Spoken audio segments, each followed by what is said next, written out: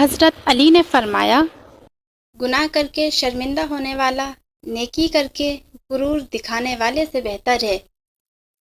اللہ پاک سے کبھی نا امید مت ہونا، کیونکہ وہ ایک قطرہ مانگنے پر بھی سمندر عطا کر دیتا ہے۔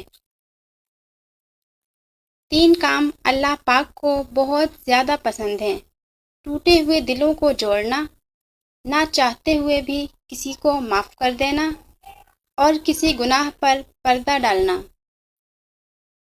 ہمیشہ زندگی میں ایسے لوگوں کو پسند کرو جن کا دل چہرے سے زیادہ خوبصورت ہو۔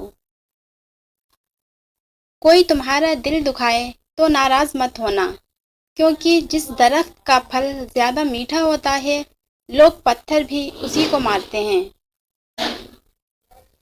جب تمہاری مشکلیں حد سے بڑھنے لگیں تو سمجھ لو کہ اللہ تمہیں کوئی بلند مقام دینے والا ہے۔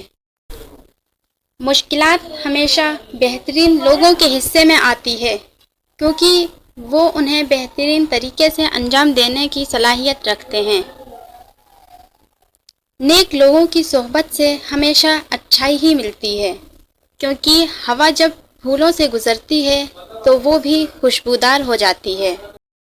اگر کم عمر میں ہی تمہارے سامنے پریشانیاں آنے لگیں تو سمجھ لینا کہ اللہ تمہیں بہت نوازنے والا ہے۔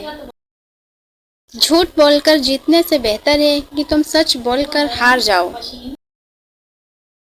زندگی میں 2 لوگوں سے ہمیشہ دور رہنا، پہلا مصروف اور دوسرا مغرور۔